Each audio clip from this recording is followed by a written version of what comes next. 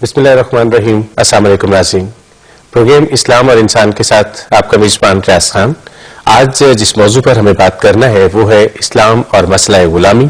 और इस मौजू पर हमारे सवालात के जवाब देने के लिए एक दफ़ा फिर मौजूद हैं हज़रत अल्लामा हाफिज़ मोहम्मद शफ़ाअत रसूल। अस्सलाम वालेकुम अल्लामा साहब। वास्सलाम रहमतुल्लाहि व बरकातुहू। अल्लामा साहब, बहुत शुक्रिया एक दफ़ा फिर आपका कि आप यहाँ पे तशरीफ़ लाए और हमारे तिश्ना सवालों के आज आप फिर जवाब देंगे। अल्लामा साहब, गुलामी का लफ्ज़ हमने बहुत सुना और इस पे बहुत से अशार भी लिखे गए, बहुत कुछ कहा गया, लेकिन असल में गुलामी है क्या? हम कौन सी चीज है जिसको गुलामी कहते हैं या कहते रहे हैं? आप काइंडली ये बेसिक सवाल का जवाब दीजिएगा। गुलामी ये किसी कानून और किसी ज़ाब्ते के तहत नहीं है। इंसान जब कुव्वत में आता है, ताकत में आता है, तो उसके साथ मक्र फरेब, उसकी हवस, उसका बड़ापन, उसका अपने आप को कुछ समझना और दूसरों को अपने मुकाबले में कमतर, अपने आप मुकाबले में हकीर और अपने मुकाबले में छोटा ख्याल करना, इन तमाम नीयतों, जज्बात, कैफियत, एहसासात के साथ इंसान जब अपनी कुव्वत को इस्तेमाल करता है तो फिर वो बहुत सारे काम ऐसे करता है जो दूसरों के लिए नुकसानदेह होते हैं, जो दूसरों के लिए मुज़िर होते हैं। गोया एक ताकतवर इंसान का अपनी कुव्वत और ताकत का बेजा इस्तेमाल जब होता है, उससे जितने मफासिद, जितने शर पैदा होते हैं, उनमें से एक शर और एक फसाद इंसानों की गुलामी है। और ये जब से सिलसिला इंसान शुरू हुआ है, हर ताकतवर इंसान ने दूसरों की ज़मीन पर कब्जा करना, दूसरों के अमवाल को गसब करना, इक़्तिदार को कब्जा करना, इंसानों को अपने से नीचे बिठाना, इंसानों को अपने से कमतर समझना और उन्हें नस्ल दर नस्ल अपना गुलाम बना के रखना, ये सब इंसान की कुव्वत कि जब वो किसी हुदूद, किसी क़ुयूद और किसी ज़ाब्ते और किसी कानून की जब वो पाबंद नहीं रहती,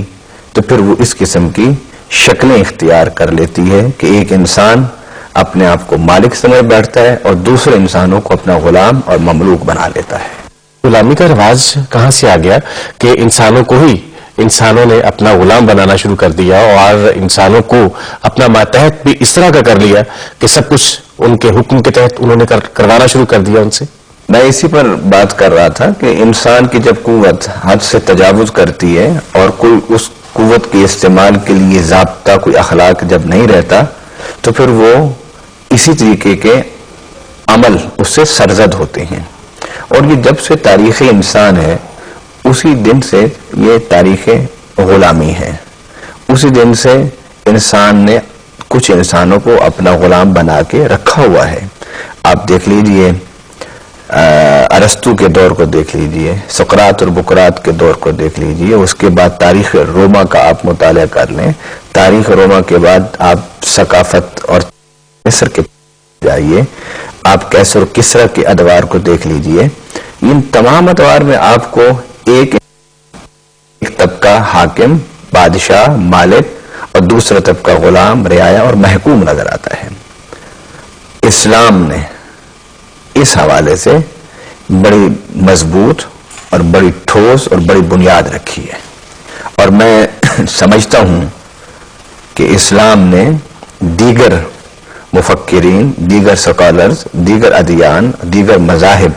के मुकाबले में इंसानों के अंदर गुलामी की खात्मा के लिए ज्यादा मुअस्सिर कवानीन दिए हैं। और उन कवानीन पर अगर हम गुफ्तगू करें तो उसमें पहला जो कानून इस्लाम ने दिया है वो ये है, अकीदा तौहीद है कि अल्लाह मालिक है, कि वो खालिक है और वही राज़िक है, वही पैदा करने वाला है, वही जिंदगी देने वाला है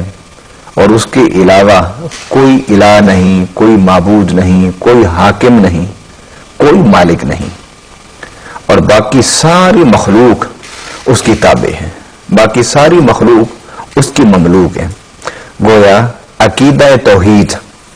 یہ انسان کو انسانوں کی غلامی سے نکال کر اللہ کی غلامی میں لاتا ہے، اور جن جن مذاہب نے عقیدہ توحید پیش کیا ہے ان تمام مذاہب کے عقیدہ توحید کے پس منظر یہی سوچ، یہی فکر کار فرما ہے کہ انسان کا غلام نہیں، انسان صرف غلام اس کا ہے جس نے اس کو پیدا کیا، اور وہ ایک اللہ ہے، اس کے علاوہ کوئی اس کا مالک نہیں، کوئی اس کا آقا نہیں، کوئی اس کا حکمران نہیں۔ سیدنا عمر رضی اللہ تعالی عنہ نے اس موقع پر فرمایا، لوگوں میں تمہیں کیسے اپنا غلام بناؤں جبکہ تمہاری ماں نے تمہیں آزاد جنا تھا۔ جب انسان ماں کے پیٹ سے باہر آتا ہے تو وہ کسی کا غلام نہیں ہوتا۔ آپ دیکھیے سیدنا یوسف علیہ السلام کا واقعہ کہ آپ کو جب کنویں سے نکالا گیا تو کنویں سے نکالنے کے بعد آپ کو بغیر مصر میں فروخت کر دیا گیا،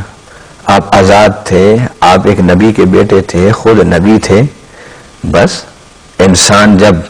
غلط سوچ پر چلتا ہے تو وہ یہ بھی نہیں دیکھتا کہ میں کتنا بڑا ظلم کر رہا ہوں، کسی انسان کو کسی کے ہاتھ بیچ کر چند پیسہ، تھوڑا سے سکے حاصل کر کے چند دن کی روزی کے لیے میں نے ایک انسان کو مسلسل غلامی کی اندھیروں میں دھکیل دیا۔ حضرت سلمان فارسی رضی اللہ تعالی عنہ کتنی بار فروخت ہوئے، آزاد تھے، دین سیکھنے کے لیے نکلے تھے، شریعت الہیہ سیکھنے کے لیے نکلے تھے، اللہ کی الہامی کتابوں کی تعلیمات حاصل کرنے کے لیے نکلے تھے، لیکن راستے میں کچھ لوگوں نے پکڑا اور پکڑ کے بیچ دیا۔ یعنی انسان جب طاقتور ہوتا ہے تو وہ انسانوں کو ہی صرف غلام نہیں بناتا بلکہ وہ انسانوں کی املاک پر بھی قبضہ کرتا ہے، زمین پر بھی قبضہ کرنے کی کوشش کرتا ہے، دولت و مال پر بھی قبضہ کرتا ہے، اقتدار و حکومت پر بھی قبضہ کرتا ہے۔ قرآن نے ایک واضح اصول دیا ہے، فرمایا وَلَقَدْ كَرَّمْنَا بَنِي آدم، کہ رب العالمین نے تم سب انسانوں کو مکرم پیدا کیا ہے، اور تم میں اگر کوئی فضیلت کی بات ہے کہ ایک انسان دوسرے انسان پر کوئی فضیلت رکھتا ہے تو اس کا معیار بھی قرآن نے بتا دیا ہے، ان اکرمکم عند اللہ اتقاکم، کہ جو تم صاحب تقوی ہوگا وہی شخص اللہ کے نزدیک عزت والا ہوگا۔ یعنی نہ رنگ کو وجہ فضیلت